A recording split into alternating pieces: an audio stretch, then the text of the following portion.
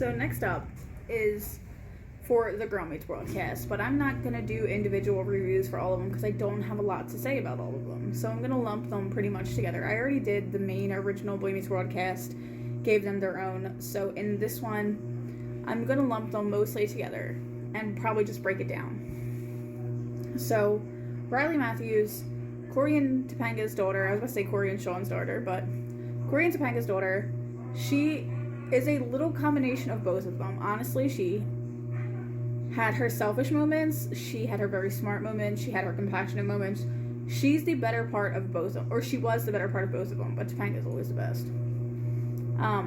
There was a very touching, heartwarming moment with bullies and her taking it out on Maya, which I think we all have done that at times when we were teenagers. If we were being bullied, we took it out on our best friend because we knew that they wouldn't leave us. And Maya didn't leave her. And I know that episode gets clowned on a lot, like, because it didn't feel sincere, but I think it did feel sincere. And I like that they didn't show the bully because anyone could be a bully. Anyone.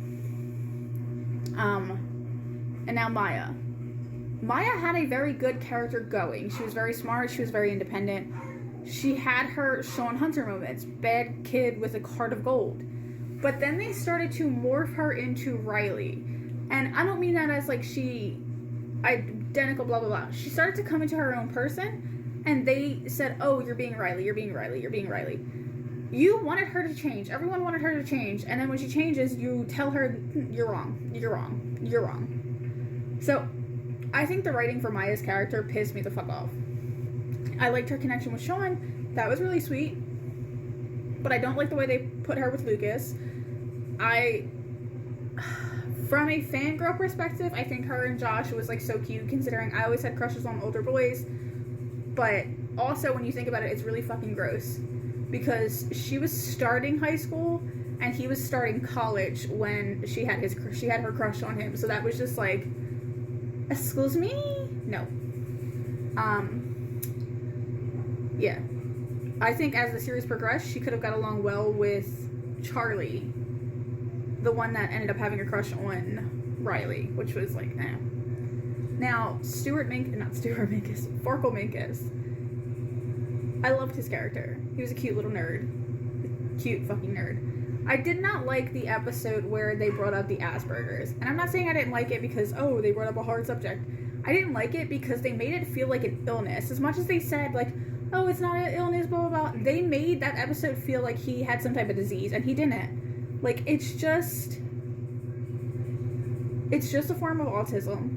And yes, autism can be very hard to deal with, but don't put a stigma on it if there's not. Do it respectfully. I don't feel like that episode was respectful at all.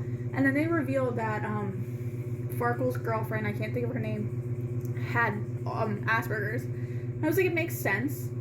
It makes sense. But, like, I feel like they just did that to have it part of the storyline, you know? I don't know.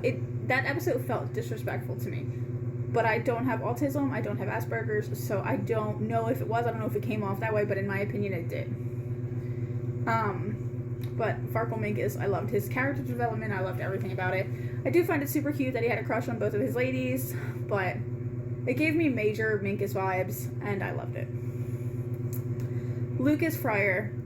Little country boy coming to New York City. I think it was New York. I don't fucking remember where they're at anymore. He was cute. Like, he wasn't the bad boy. He was the jock. And then they gave him this bad boy storyline that made him seem like a hard criminal or a convicted felon. Like, dude, he just got into a few fights. Like, yeah, but he was defending his friend who came into the show late in the game and ended up being a douchebag. Like, I don't know. And I don't like that he also kept playing with the girl's emotions. Yes, he had a crush on Riley. But then you could tell he was crushing on Maya as well, because she was crushing on him. And I'm like, this is not where we're going. This is not what we're doing. And it's what we did. It's what they did. It just... it pissed me off. Ollie Matthews, the youngest of the Matthews children. Not really much to say with him. He was little brother vibes. Annoying at times, not annoying at other times. I didn't have much to say. Josh Matthews. he was a semi-key component in this show because he did have his crush on Maya, and he did come into play every once in a while. It was interesting. I think the character was good itself. I, again, was so awkwardly, like, realized this is such a huge gap. Why are you even playing with this child who's barely in high school? Like, come the fuck on. Come the fuck on. And it like, takes a minute to hit, because when you're thinking about it, you're thinking, oh, I had crushes on older boys, blah, blah, blah. It's just a little crush. And if it was just a little crush, I could be okay with that. But he fed into it. He fed into it knowing he was at least 4 or 5 years older than her. And that's a little weird. And it's not weird because he's 5 years older than her. I've always fucked older men. I've always dated older men, whatever. But I never did it when I was a preteen or a teenager and they were about to start college. Like, I think if she was in college, the first year of college, and he was heading out of college, that'd be one thing because you're both technically fucking adults. You know what I mean? Maybe, is that just my opinion? Like, is that just where my head is? Katie Hart, Maya's mom. I said this in my Shawn review. I liked her with Shawn. I don't feel like she was always the best mother, but she did try. There were times when I'm like, come on, just spend time with your daughter. But I understand you have to work. You can't not work. But you end up missing so many things for your kid because you had to work. And you want to do right by your kid, but you have to work.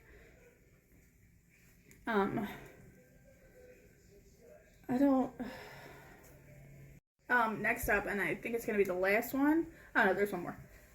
Zay Babineau, which is Lucas's friend who came later in the series, and he's like, that's how you find out that Lucas was a bad boy at his old school. Not really a bad boy, but, like, he got into fights at his old school, and he's a year older than the rest of them, I believe. It's not a big deal. Like, he was too class clowny for me. Like, there were times when he was a good component in the show, but there were times when it was just like, can you calm the fuck down and shut up? But I also think I was not the designated audience for this series because I was too old. I'm too old for it.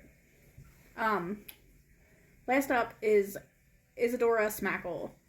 I thought her and Farkle were so fucking cute together. Honestly, like, they were perfect together. They were sweet.